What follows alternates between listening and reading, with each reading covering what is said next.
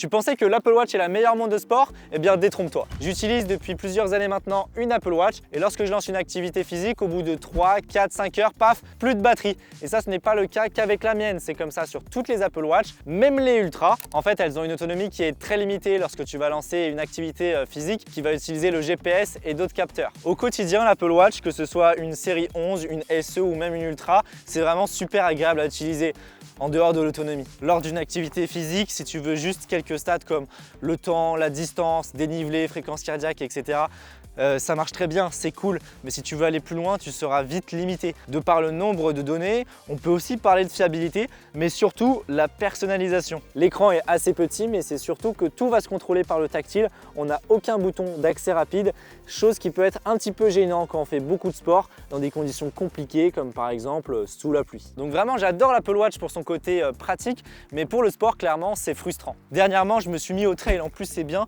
on est dans les conditions. Et au vu de la durée des entraînements et qu'il me fallait des outils de navigation dans la montre, eh bien il me fallait une nouvelle montre de sport. Je voulais clairement pas mettre plus de 900 € dans une Apple Watch Ultra ou encore une Garmin Fenix 8, donc j'ai cherché une alternative et je suis tombé sur ce modèle, la Garmin Epix Pro 2 47 mm. Celle que j'ai choisie, on va dire que c'est le modèle le plus haut de gamme, sans partir non plus sur la dernière génération Fenix 8 avec des modèles entre 900 voire même 1200 €. Déjà cette Epix Pro 2, elle coûte en France entre 430 à 500 € pour le modèle 47 mm. Ce qui la différencie des autres modèles de sa génération, donc je pense par exemple à la Fenix 7 et la Fenix 7X par exemple, eh bien c'est son écran AMOLED. C'est la seule de sa génération à avoir cet écran AMOLED qui est juste très beau et super lumineux, lisible même en plein soleil. Côté autonomie, eh ben c'est le jour et la nuit. Sur cette Garmin, on a 14 jours d'autonomie, on va dire 13 réels dans une utilisation normale. Et si tu fais du sport 2 heures tous les 2 jours, voire même tous les jours, tu peux facilement tenir la semaine en finissant avec 10%. Donc c'est vraiment très confortable, plus besoin de penser au chargeur pour le week-end ou les vacances. C'est une montre qui est quand même très imposante, tu le vois ici en modèle 47 mm, donc sur des petits poignets c'est sûr que ça fait très gros. Pour comparer ici j'ai une Apple Watch du coup en 44 mm et c'est déjà une montre qui est plutôt grosse si tu as des petits poignets. Mais ce qui m'a clairement choqué c'est son poids puisque en fait le boîtier tout seul est très léger. On a 5 boutons tout autour du boîtier, en partie personnalisables, mais ça va surtout nous permettre de naviguer complètement dans les menus sans forcément utiliser le tactile. Et ça c'est très utile lors d'une activité sportive avec des gants ou encore sous la pluie. La grosse particularité de cette Epix Pro 2 par rapport à la Fenix 7 par exemple, et c'est quelque chose qu'on retrouve maintenant sur toute la nouvelle génération Fenix 8, et bien en plus de son écran AMOLED, c'est l'apparition de cette petite LED comme ça à l'avant. Il y a pas mal de réglages. Alors c'est vrai qu'en l'achetant je pensais que ça allait être gadget, mais franchement pour l'avoir utilisé plusieurs fois à la montagne, en bivouac, etc., et c'est bien pratique. Comme je te le disais, l'avantage de Garmin c'est que d'un point de vue activité sportive,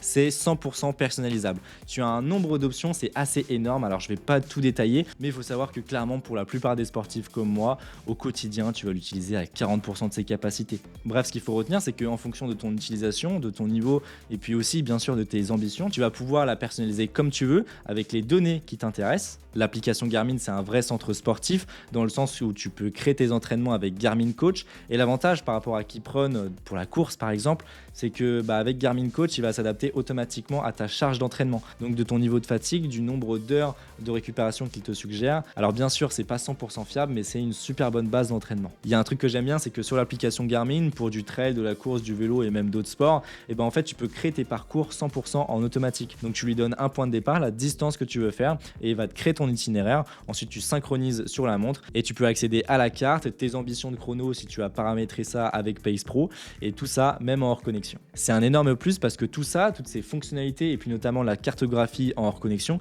c'est quelque chose qu'on n'a pas sur une Apple Watch classique. Lorsque tu es en terre inconnue ou encore à la montagne, tu peux réellement enregistrer des points d'intérêt pour pouvoir revenir sur tes pas ou encore revenir au point de départ via un nouvel itinéraire. Et ça encore une fois, même en hors connexion. Lors d'une course avec un itinéraire GPX enregistré, donc un tracé enregistré tout simplement dans la montre, elle serait capable en amont de te prévenir des montées qui arrivent et aussi du dénivelé restant dans le but de mieux gérer ta course si tu as un objectif objectif de temps, ça c'est indispensable parce que ça va vraiment t'aider à savoir où est-ce qu'il faut accélérer, où est-ce qu'il va falloir que tu récupères. Évidemment, rien n'est parfait et l'intégration avec l'iPhone est clairement moins bon qu'avec une Apple Watch. Tu reçois la notification pour des appels mais tu ne peux pas décrocher, tu ne peux pas non plus répondre aux messages, utiliser Siri ou encore installer certaines applications comme on peut le faire avec l'Apple Watch. Les itinéraires Google Maps, alarme, chrono ne sont pas du tout synchronisés entre l'iPhone et la montre, c'est complètement indépendant. Par contre, tu peux bien sûr télécharger toutes tes musiques sur la montre. La seule chose à savoir, c'est qu'à l'heure actuelle, ce n'est pas compatible avec Apple Music et tu peux aussi payer depuis la montre. En bref, tu peux clairement partir en activité en montagne sans ton téléphone. Autre point crucial, ça paraît con, mais ça va être la durée de vie. En fait, il faut savoir que tous ces petits appareils connectés avec des toutes petites batteries, que ce soit des montres connectées, des AirPods, etc., et ben en fait, la durée de vie de la batterie, elle n'est pas excellente et en réalité, au bout de 3 ans, elle est quand même sacrément abîmée. Moi, dans une utilisation quotidienne, j'ai 2 Apple Watch qui étaient tombés à 78% d'état de la batterie au bout de 3 ans. Autant te dire que déjà de base, l'autonomie est pas ouf, mais si tu lances une activité physique, et ben je te le dis, au bout de 30 minutes, la tension chute et elle s'éteint. Changer la batterie chez Apple te coûtera 110 €. Tu peux aussi le faire toi-même, comme je l'ai fait moi. Ça va te coûter dans les 10-20 € si tu as déjà du matériel pour bricoler.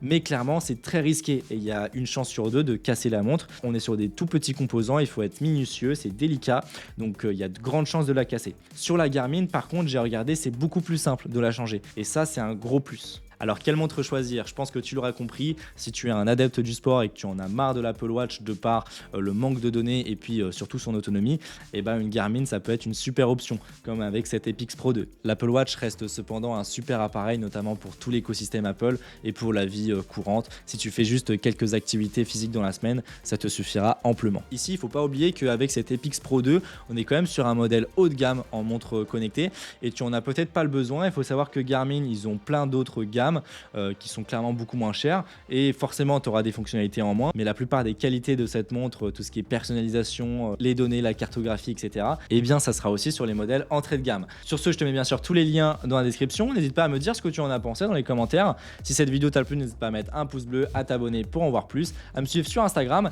et puis sur ce, on se retrouve pour une prochaine vidéo. Allez, salut!